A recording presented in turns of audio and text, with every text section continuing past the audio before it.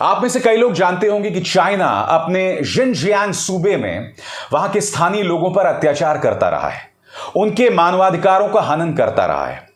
संयुक्त राष्ट्र में एक प्रस्ताव आता है कि हमें इस मानवाधिकार हनन पर बहस करनी चाहिए, मगर क्या आप जानते हैं भारत चीन के खिलाफ खड़ा नहीं होता। यह भारतीय विदेश नीति के लिए एक काला दिन है।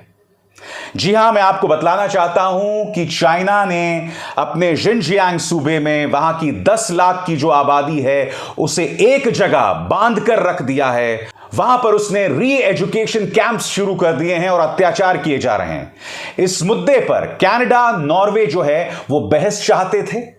और क्या आप जानते हैं कि चाइना के पक्ष में पड़े हैं 19 वोट, चाइना के खिलाफ 17 वोट और 11 देशों ने वोटिंग में भाग नहीं लिया। उन 11 देशों में भारत शामिल है। सीधा सा सवाल, आप सब जानते हैं कि कश्मीर के मुद्दे पर चाइना हमेशा पाकिस्तान का साथ देता है। कश्मीर के मुद्दे पर चाइना ने हमेशा भारत के खिलाफ रुख अख्तियार किया है।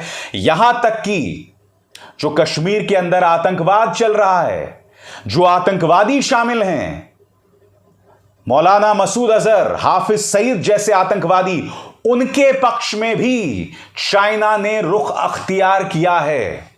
तो सीधी सी बात, जब चाइना जिनजियांग सूबे में अपनी जनता पर अत्याचार कर रहा है, उनके ह्यूमन राइट्स को अब्यूज कर रहा है, तो भारत सरकार चाइना का विरोध क्यों नहीं कर रहा है, खासकर तब जब वो कश्मीर में हमारे साथ ऐसा कर रहा है। क्या वजह है दोस्तों? क्योंकि प्रधानमंत्री नरेंद्र मोदी ने 2013 में क्या कहा था? चीन को लाल आंख दिखानी चाहिए। उसके बाद आपको याद होगा जब गालवान घाटी में संघर्ष हुआ था, उससे पहले प्रधानमंत्री लगातार कहते रहे कि चीन ने हमारी जमीन पर कदम नहीं रखा। यहां तक कि जब हमारे 21 जवान शहीद हो गए थे चाइना के साथ संघर्ष में, प्रधानमंत्री नरेंद्र मोदी के मुंह से चाइना शब्द तक नहीं निकला। और आज नतीजा यह है दोस्तों कि जिन इलाकों में भारतीय सैनिक गश्त कर पाते थे, अब वहां नहीं जा पा रहे हैं, क्योंकि चाइना के साथ जो समझौता हुआ है, जिन इलाकों में भारतीय सैनिक पहुंच पाते थे, अब वो बफर जोन बना दिए गए हैं। China bar bar LAC, line of actual control, को बदल रहा है, मगर मोदी सरकार देख रही है। और सबसे शर्मनाक बात, जिनजियांग सूबे में चाइना अपने ही लोगों पर अत्याचार कर रहा है। भारत के पास यह स्वर्णिम मौका था कि वो चाइना को शर्मसार करे, मगर जब वोटिंग की बारी आई तो भारत ने उस वोटिंग में ही भाग नहीं लिया। किस बात का डर है भाई? क्या अब हम चाइना से डर रहे हैं? और भारत को क्या लगता है, मोदी सरकार को क्या लगता है, बीजेपी को क्या लगता है, आपने टिकटॉक पर पाबंदी लगा दी तो इससे चीन की जड़ें हिल गई क्या? बताइए। टिकटॉक पर पाबंदी लगाने के बावजूद ऐसे ढेरों आंकड़े आए हैं कि चीन के साथ हमारा व्यापार लगातार बढ़ रहा है और इस व्यापार में असंतुलन है चाइना के पक्ष में। यानी कि ये जो व्यापार बढ़ रहा है, इससे भारत को इतना फायदा नहीं है जितना चीन को फायदा है। और ये सब हमारे 21 सैनिकों की शहादत के बाद हुआ है।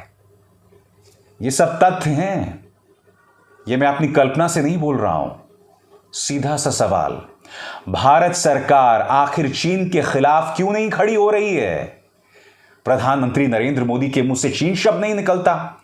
2014 से पहले लाल आंख, अब तो आंख पीली भी नहीं हो रही है भाई, ना आंख पीली ना हाथ पीले।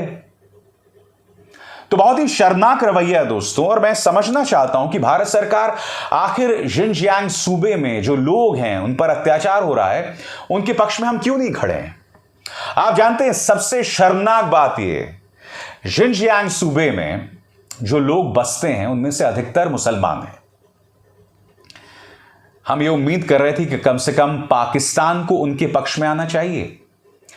क्या आप जानते हैं कि जो संयुक्त राष्ट्र में कल मतदान हुआ, पाकिस्तान ने चीन के पक्ष में मतदान किया।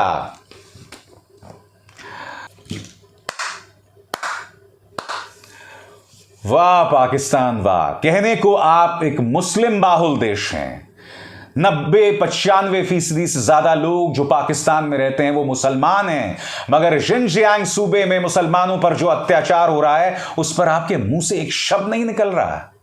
आपने चाइना का साथ दिया। मैं नहीं भूला हूं दोस्तों, जब इमरान खान प्रधानमंत्री हुआ करते थे और एक इंटरनेशनल जर्नलिस्ट ने उनसे इंटरव्यू किया था, जिनजियांग सूबे पे जो अत्याचार हो रहा है वहां के लोगों पर, उस पर लगातार उनसे सवाल किया गया था।